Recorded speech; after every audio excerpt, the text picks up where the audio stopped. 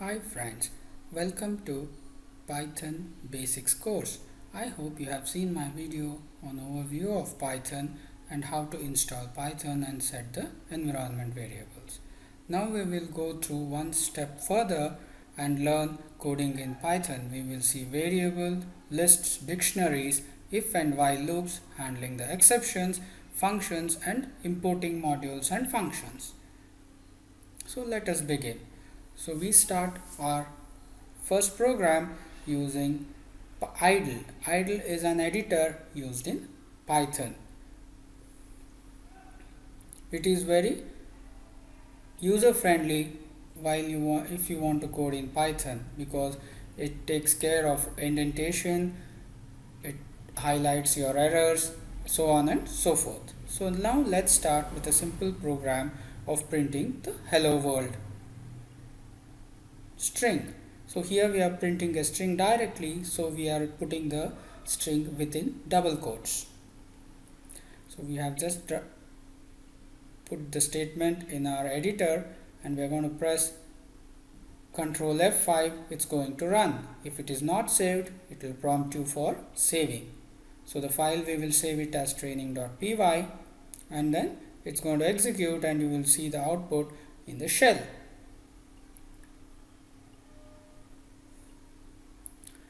Now we are going to go one step further. We are going to define the string as a variable and then print the variable. So the variable name here is message. In Python, we need not specifically mention what kind of variable it is, whether it's an integer or a character or a string or an array or a dictionary. The moment you assign it, Python automatically makes the variable of that type. So now we are printing. Since we are giving a variable in the print statement, we are not going to give it within quotes. If you want to give it print in quotes, it's going to print the string message instead of the value of the variable message. Now we are going to print two strings. We are going to concatenate two strings and print it. So I have defined a variable hello, and then we are going to concatenate it to a string world and print the hello world together.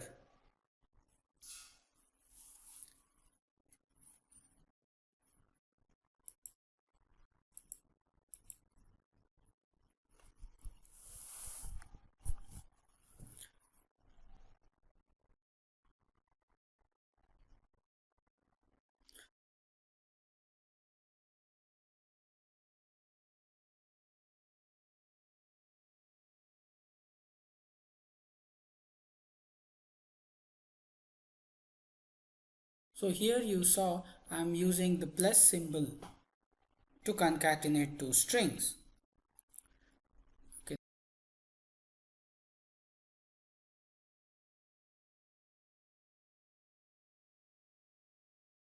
Now we are going to define two variables and concatenate the variables directly.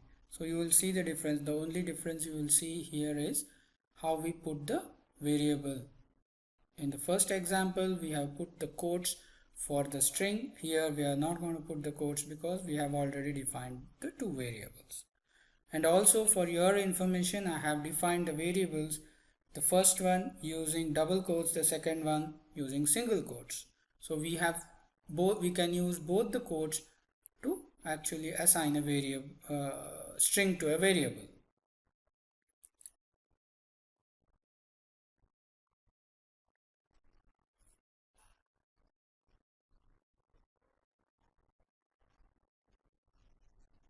So you see I am always selecting and commenting the older code snippet.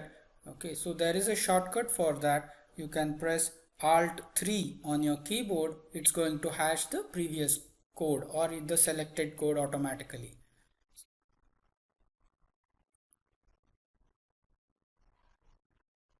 So now you have the concatenated string.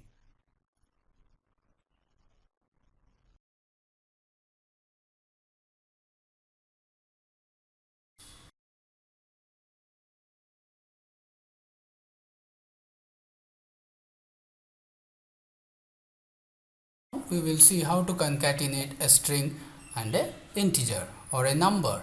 So we are going to define two variables, one an integer and another a string, and try to print them by concatenating them. Note that since we are not defining the type of the variable, Python tries to interpret the variables based on how you define. So here a string we have defined within the quotes, and the number or the integer we are defining without the quotes. So now Python knows message is a string and number is a number or an integer. Now when we try to concatenate during the print message, by default Python assumes we are concatenating a string to a string. Since we are not concatenating a string to a string but string to a number, we have given the function string of number, which will convert the number into a string. An alternative is when you define the number, you can give it within the quotes, like number is equal to within quotes 1. So when you run it, Python will assume that it is a string and it's going to work.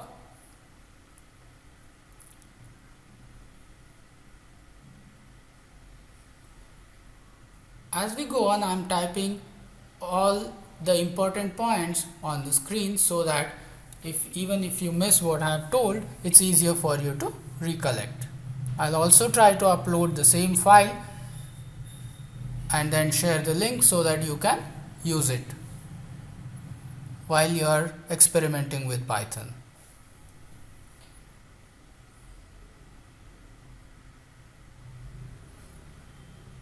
Now we are going to work more on the strings. We are going to try and change the case of a string.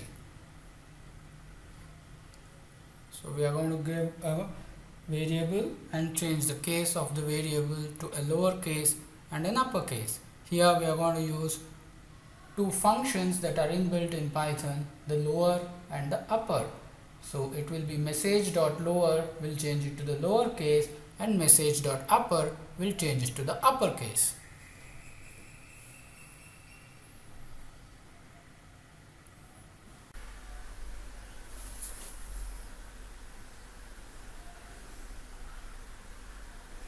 Now we see hello world all in caps or all in small letters. Now let's go further and work on integer operations, which could be subtraction, addition, division and multiplication. Here I'll give a couple of examples on addition and subtraction, and you can try on your own how to do division and multiplication using the slash and the star symbols.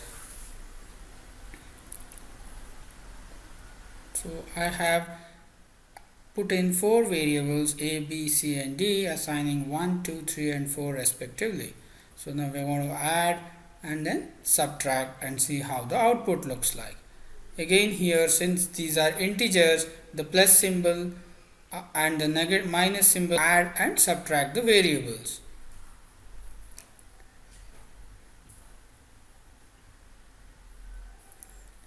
So now you see they have subtracted and added it has added a and b giving 3 and subtracted d and a giving 3 again.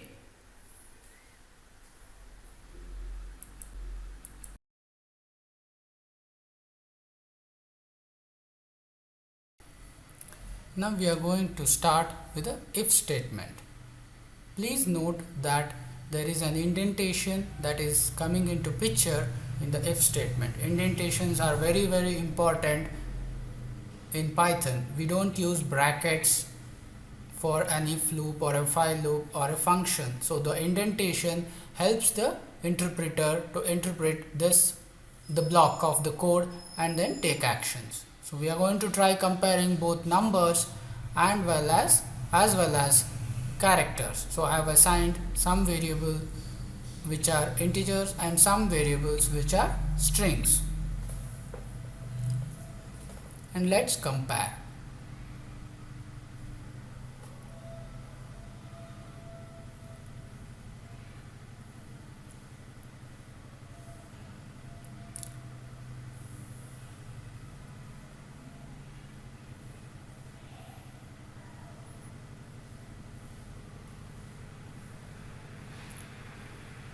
the indentation here happens automatically. So the moment you press if number 1 is equal to number 2 colon and enter, the editor understands that it needs to indent and it does the indentation. Indentation can be a tab, a single space, a double space, or 4 spaces or 8 spaces as you want, but make sure it is consistent across the code for you to debug later.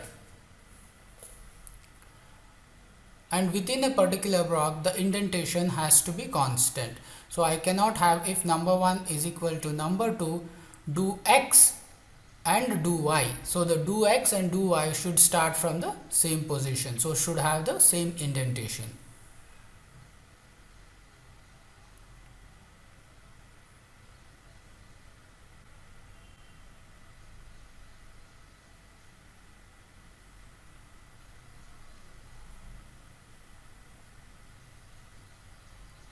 Now I am comparing two numbers, whether they are equal, whether they are greater than each other or less than each other. So here we are using multiple types of if statement. One is a if, and then if else if, and the third one if else. All of them form the if statement. So here the first you see it is if number 1 is equal to number 2, then xyz, then else if number 1 greater than number 2, print abc, and so on and so forth. So we could have either if else, or just if. All of these are if statements.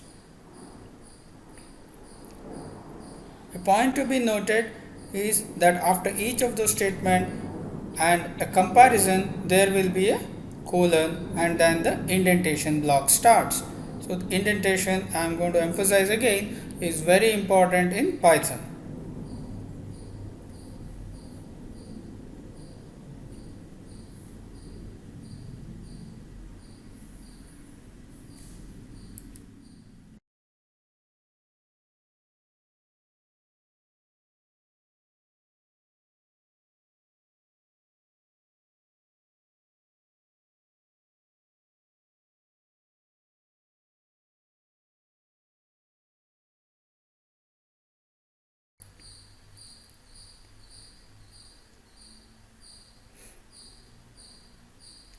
So this is the if statement or if else statement for the comparison of integers. Okay, I think there's a couple of mistakes. Let me correct that.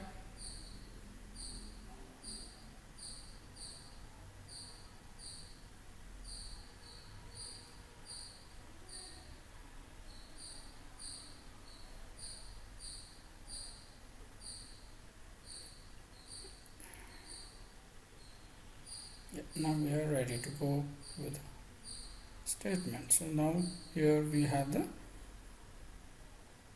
output coming out.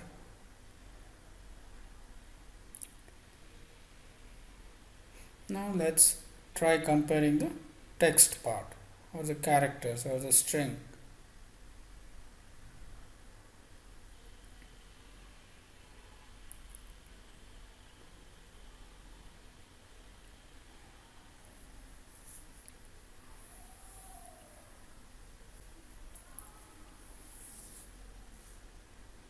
So we are again using the equals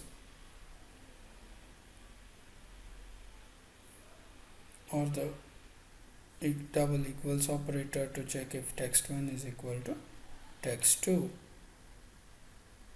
And now we are going to try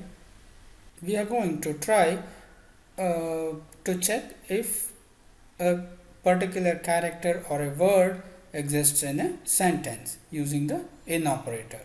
So whether text2 is a part of text1, or if text3 is a part of text1 or a part of text2.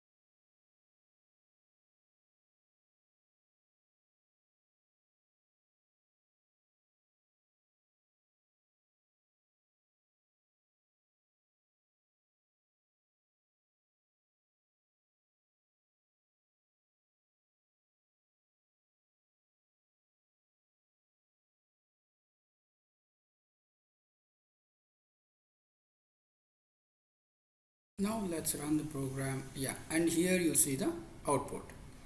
It gives you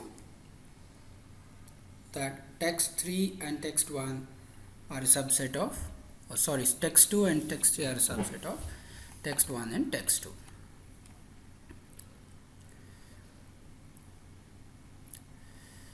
Okay, you will only see the first statement because the moment it encounters text to be a part of text 1, it is going to exit the if condition. So that's how it works.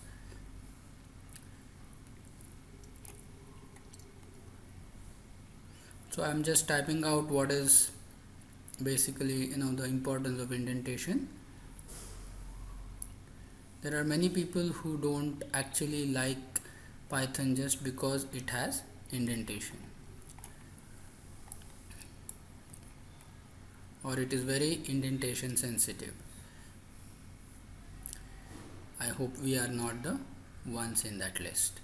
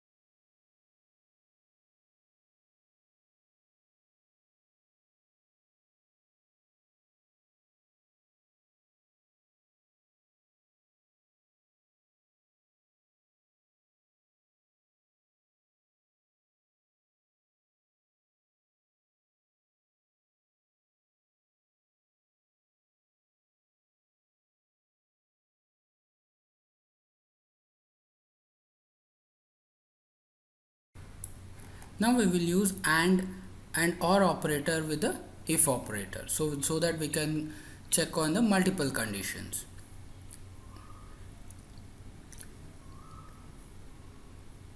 So I'm just combining the above conditions with an AND clause, so that only when both are true you're going to get an output. Similarly, you can use the OR clause also. If one of them is true, then it will give you the output. For making the debugging easier, you can also give it in brackets. If within brackets number 1 not equal to number 2, and within brackets text 2 in text 1, close the bracket, so that two are evaluated separately, and for you to look at it, it becomes more readable and easier to debug in case you get stuck somewhere in your programming.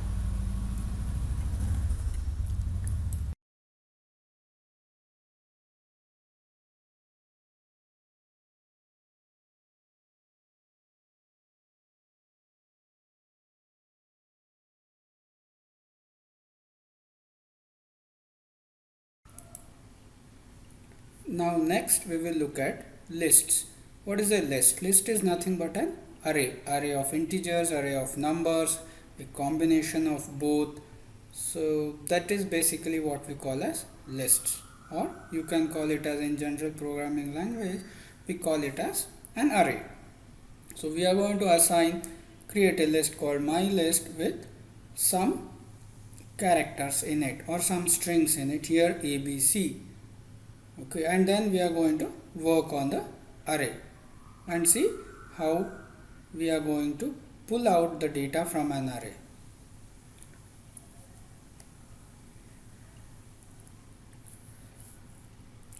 So if you see, I am again using a if here. So if A in my list is a variable. So previously, if you see, we had used strings. So when you use an in operator in the string, Python internally converts the string into an array of characters and then checks if the character is present.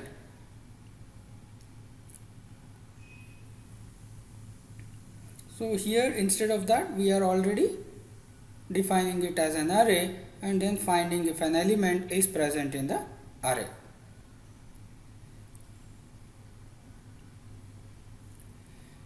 Okay, now there's one more thing I want you to notice is that we are using the double quotes and as well as the single quotes. So since we have two quotes, it becomes easier for us to put in the print statements or log the statements, okay, which have words or characters which have to be put in quotes. So this is a good way of using the multiple quotes that has been provided to you by Python.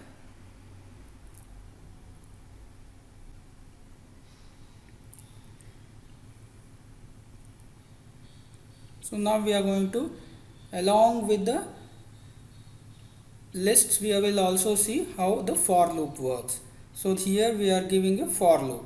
So for char in list, so the char will take the values from the list, first A, then B, then C, and print each of those.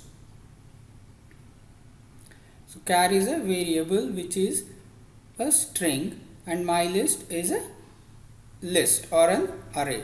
So it pulls out the values one by one and assigns it to char, and you are going to print it one by one. So for is something which is very useful when working on a list or even a dictionary. As we go further, we will see what is a dictionary.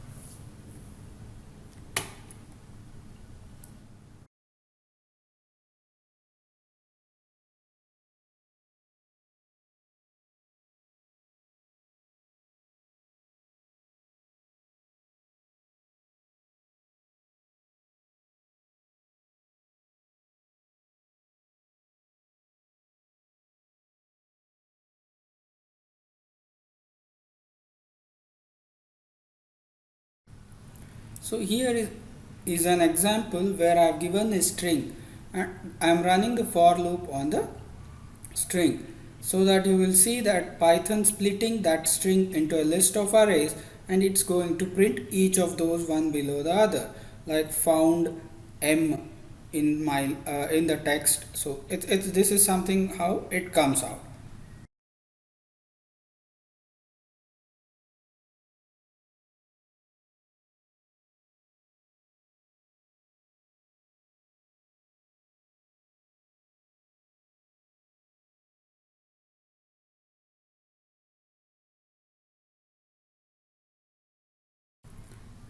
Now I am changing the list, my list, which I have given as a list of characters, into a list of string or words, and we are going to see how we are going to work on this.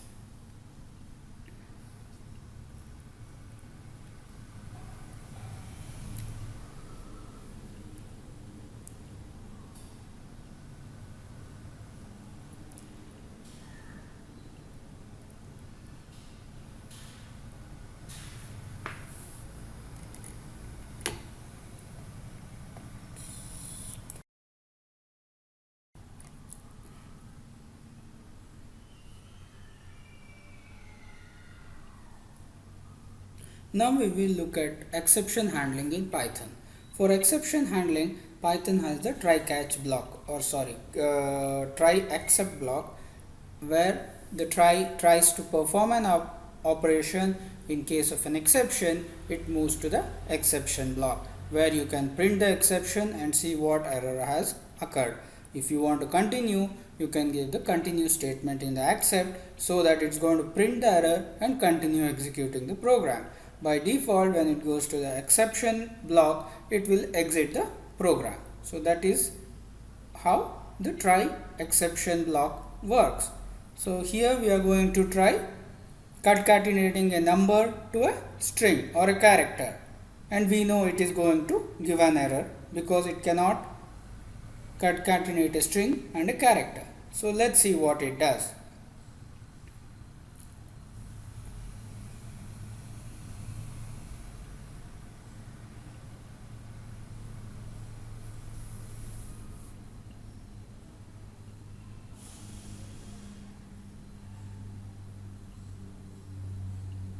So E is the exception. So I am going to print E.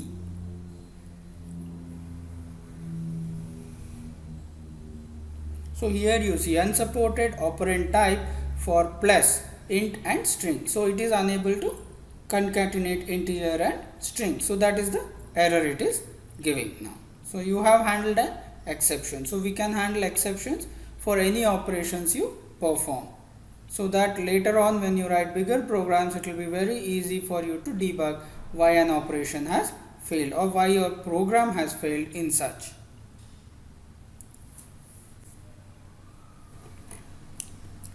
Now we will go one step ahead and see the while loop. So while loop is similar. So you are going to have while, a condition with a colon, and then the while loop block.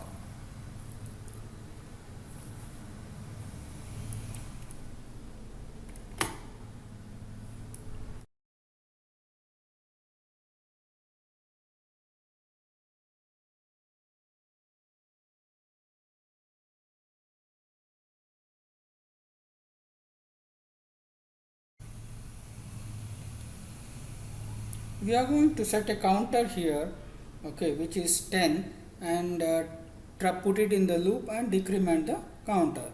So it will be like while count less than or rather greater than a particular number. Okay, it could be, let's say,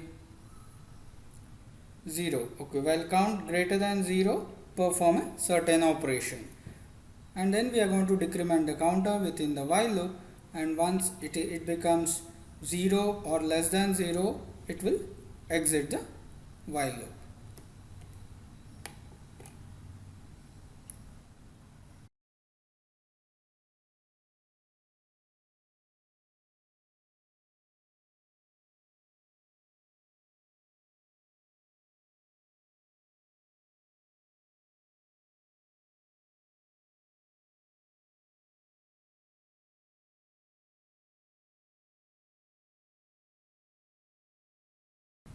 Now we are going to run this program, and we will see that the value of count is printed in the descending order from 10 to 1.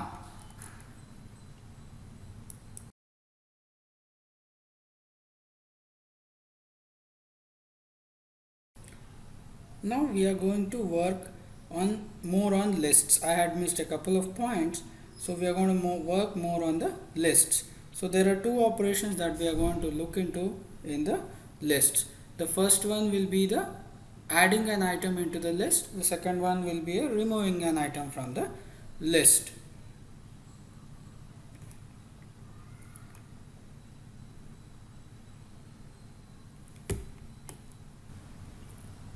So here I am using the same list which we had used earlier. So I am going to print my list, then I am going to append an item into the list.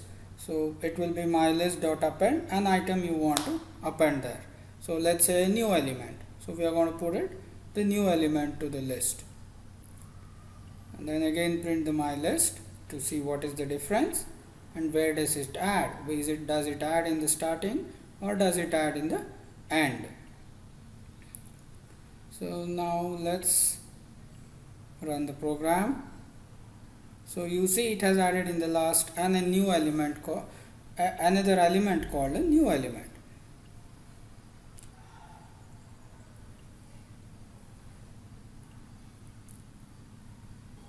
Now one more thing I wanted to show was how do you access the elements in the list. So my list of 0, my list of 1, my list of 2 gives you the relevant element. So if you can also give a range of elements.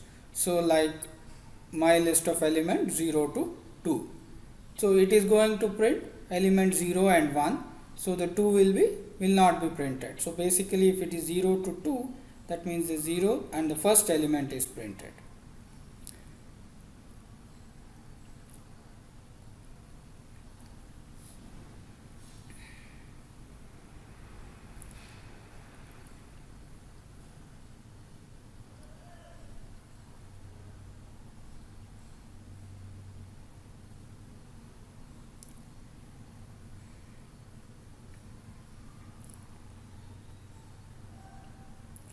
So practically when you are using limits, you can use the length. Okay, there is a variable called length of the list. Okay, so you can use that as the end point of a list. So you can say the length of the list, you can specify the length of the list, and then okay, here it is saying I am trying to print the list directly, but it will not allow because a list is a list, not a string. So we are trying to concatenate a string to a list similar to a number. So we need to first convert the list into string. So I can just use the same string of mylist 0:2.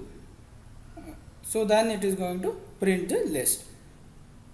The first one does not give an error or throw an exception because mylist of 0 will only print a single string, but whereas mylist of 0 to 2 is a list. So here if you see, first n elements will be a list, and ban. So that if you want to print it, you have to convert it into a string.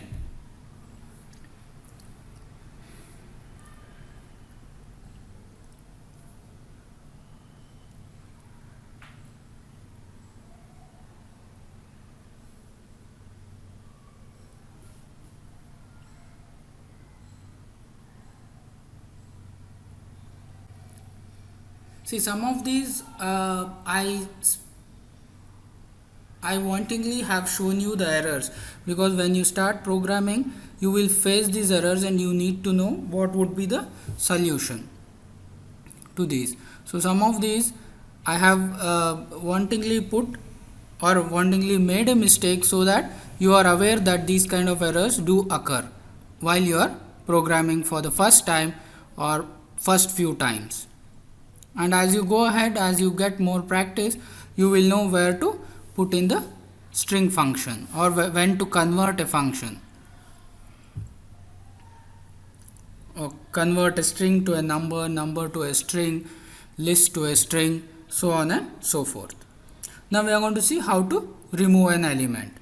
So there is mylist dot remove element. So it's going to remove the element.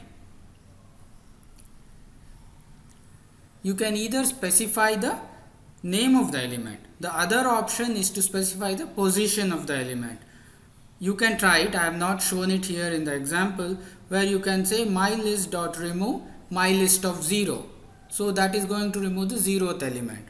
Mylist of 1 is going to remove the first element. Or if you want to remove 5 elements, for the first 5 elements 0:6. So it's going to remove the 6 elements from the list.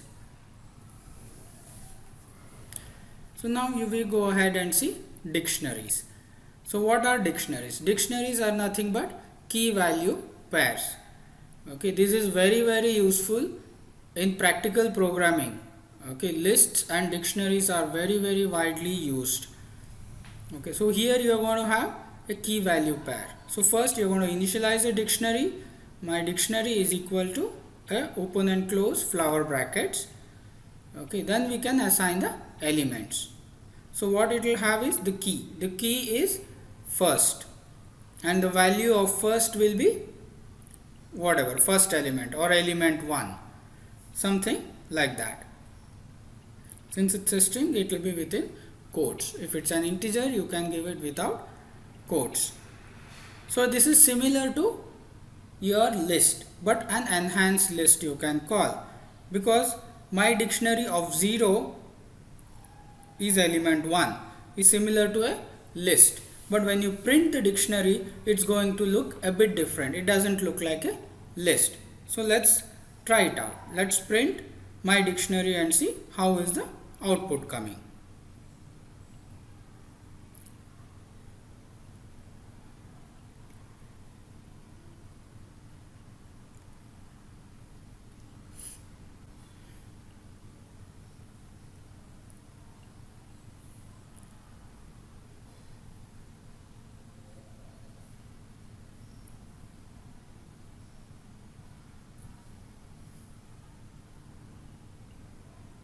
Dictionaries are very helpful. Okay, let's assume you want to parse a JSON string that is coming from a web service. So you can use dictionary to store the key value pairs. So now here you see it will give the key and then the value of the key. So here I have also overwritten an element in the third statement where my dictionary of first is equal to element 3. So it overwrites. So first I have put it as element 1, then I have overwritten with element 3. So this is how a basic dictionary operation looks like. We can also iterate through the dictionary. Okay, so a dictionary ideally can have hundreds, thousands and millions of rows. So you can iterate through and print the key value pairs. So there are two options to do it. So let's see both the options here. How do we go about? So I am using a for loop to do the operation.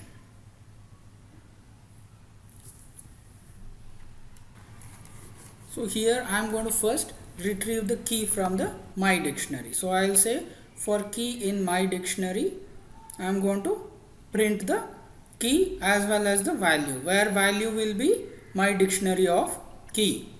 Here if you see, I am using a different kind of a print statement now. We can use the same one as we used earlier, but so that you have an idea of the different ways you can give a string or a value, a print a value of a variable. I am using a different kind of a print statement.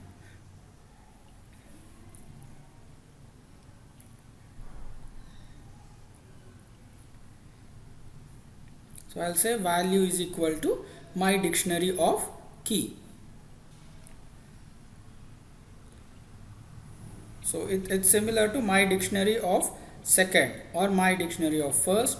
So what we have printed earlier, it's similar to that. So this is one way of doing it. I missed a bracket somewhere. Yep, there. Okay. Now it should be fine. So now it is printing the key and the value, the key value pairs. Now we will do it with the second option. The second option, we are going to use something called as items, which is a built-in function in Python. So we are going to use items. We are going to iterate through the items. So when we use items, it by default gives the key value pairs automatically. So we don't have to get the key and then go and search for the value of the key and print it. So for key comma value in my dictionary dot items. So that's how I'm going to do. So it splits the key value pair, assigns it and gives it to the for loop. So then I can directly print key is key and value is value instead of my dictionary of key.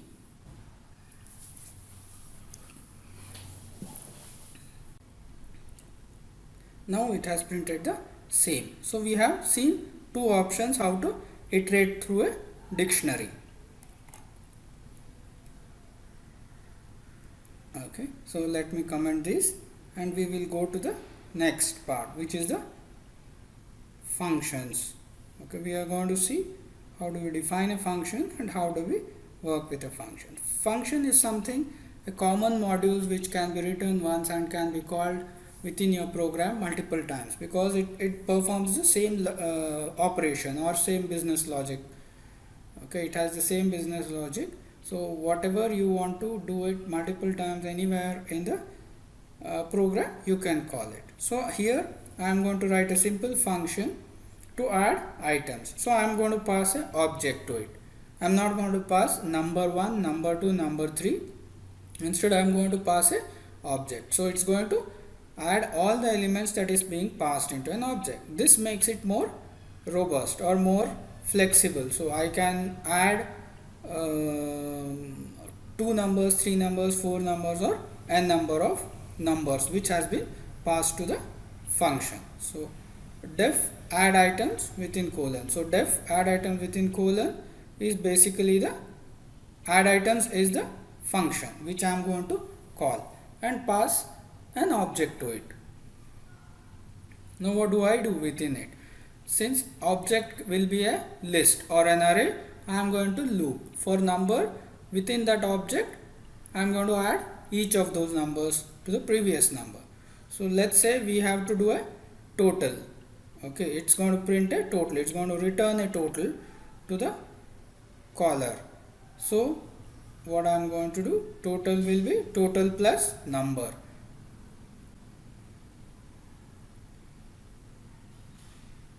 So it might be also good to initialize the total first. So I'll say total is equal to 0.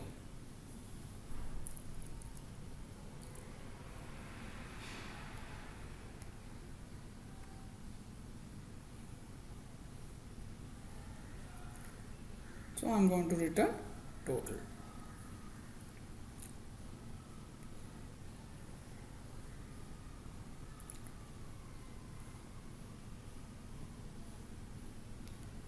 Now the function is ready, but now we have to call this function.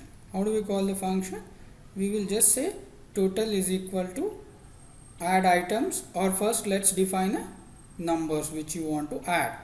Let's say 1, 2, 3, whatever, a number of numbers. Now since it's an object, it will loop through. You can give 2 numbers, 4 numbers, 10 numbers, or whatever it is. So now I'm going to call the function total is equal to add items of numbers. So once it's going to run the function, it's going to return the output, which is total. I'm going to assign that to the total and print it.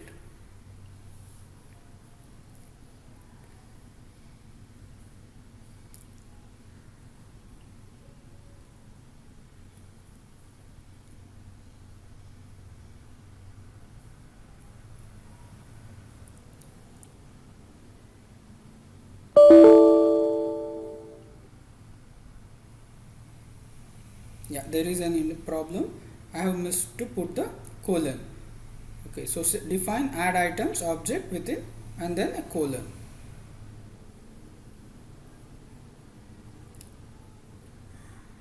So there is an error.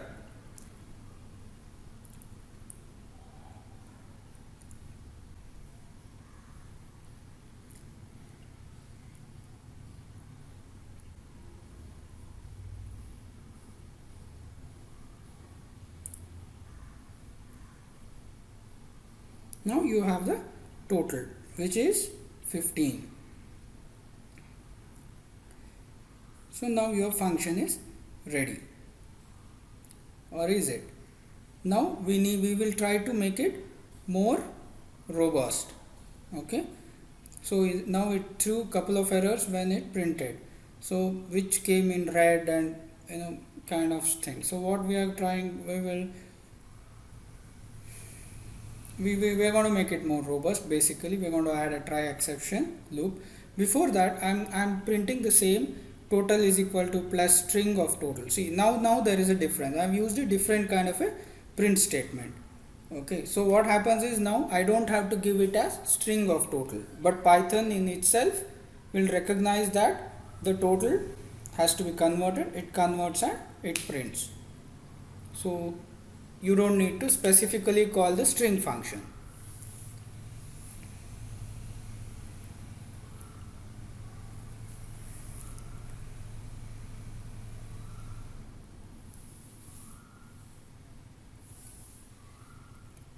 Okay, now we'll go, as I told you, we are going to try to make the function more robust, which means it's going to handle exceptions, okay, and throw useful messages out so that it is more recognizable or humanly readable. So I'm adding a try catch or a try except loop here, where I will try to add the numbers.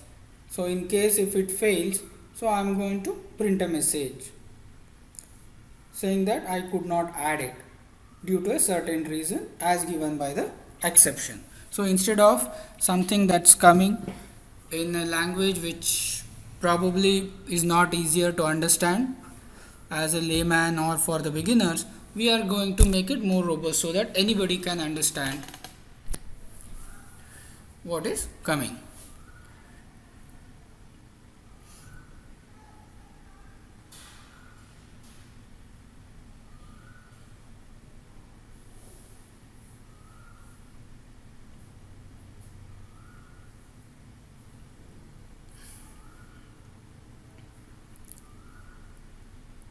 Now I am going to put one more element in the list, which will be a character, an A. So ideally when you try to add it, it's going to give an exception. Now when you run the program, it looks better. So it still adds, okay, but what does it do? It basically skips that element and adds it. But now there we will make it more robust, because we don't know. It just says there is a problem, but it did add. So what is the problem? Where did it occur? These kind of information also can be printed. So we are going to first, we are going to add more statements within this loop to make it more robust, and better logging will happen.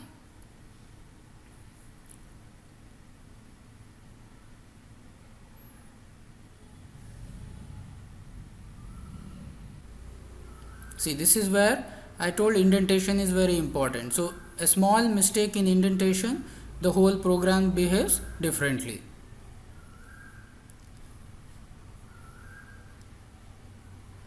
Now it says operation failed.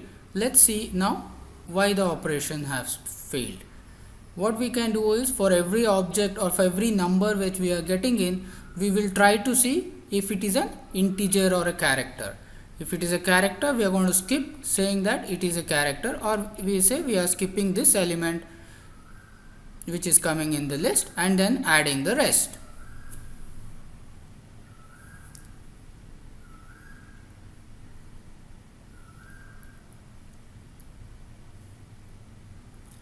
So here I will introduce to one more statement called import. Okay, import is a statement where you want to import an external library into your Python. So there will be a lot of libraries that are available which are not by default imported, because every time a library is imported, it occupies some amount of memory. So if you start importing all the libraries, the memory consumption goes very high. So as and when required, we are going to import the library. So here I am importing a library called numbers.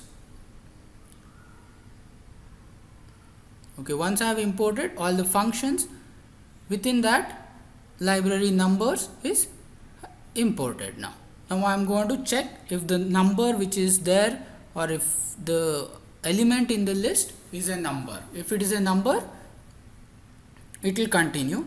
If it is not a number, it's going to skip it, so that, and then print a message, so that it is more clear when you are running the program.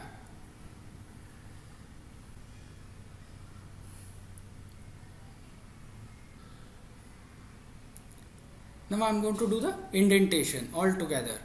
So in the edit, you have an in the format, you have an option to indent it, indent region. So that's how it works. So this is very helpful in Python. So it's better to use a editor that supports these kind of features.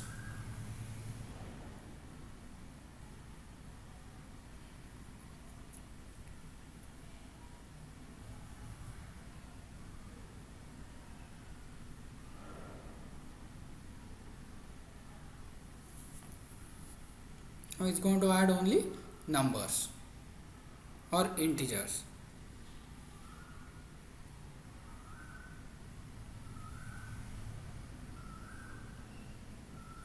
Now I'm going to add a else loop. So what if it is not a integer?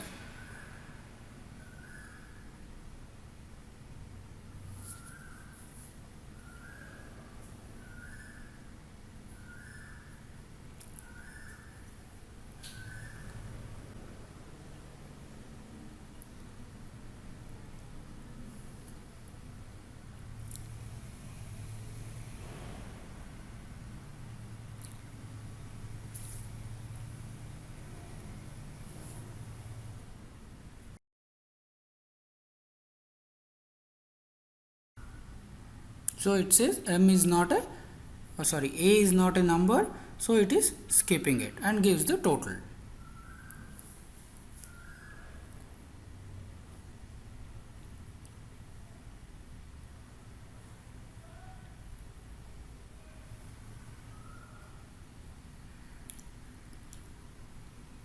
So import, something I have used import. So just remember that we are going to actually use the import and see. So we have written a function called add items. Let's create a new program and import add items. So you will get a feel of what could be there in numbers. Number is also a Python written program, okay, which will have its functions within itself. So you can import that entire program and use it. So we will see how we are going to use it. Now we are going to import the training. So what is training.py is a program which we have created in which add items is a function. So now we are going to move this into our new program and then call it. So now what we are doing, we are going to let's give it a name and save it. Okay, we'll call it as function because we are trying to test how functions work or how import works. So here it says add items is not found because we have imported training, right? So we have to specify from where it has to pick add items. So we have to do, there are two ways to do it. Okay, let's do one by one. Okay, let's first start doing using import training. So I'll say training dot add items. So in training it is going to use the function add items.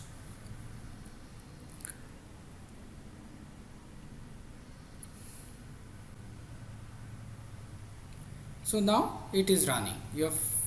Your program function is running by importing a function add items from the training.py program. So now we are going to do it differently. So we are going to, now what happens if you have a file, let's say training with hundreds of functions and you don't need all of them. If you just import training, it's just again a burden on the memory. Instead, I can import only the function that I am using. So what I'll do, I'll say from training import add item. So it's going to import only the function that I am using. And now I don't have to give training.add items because it knows that we have imported add items from training. So where to pick it up from, it specifically knows. So this is how we use the import statement and how we can use the functions. In the next video, we will see how to perform file IO operations using Python. File IO operations is very important. We are going to see how do you read from a file, write in a file, how do you read an Excel, a CSV, and so on and so forth.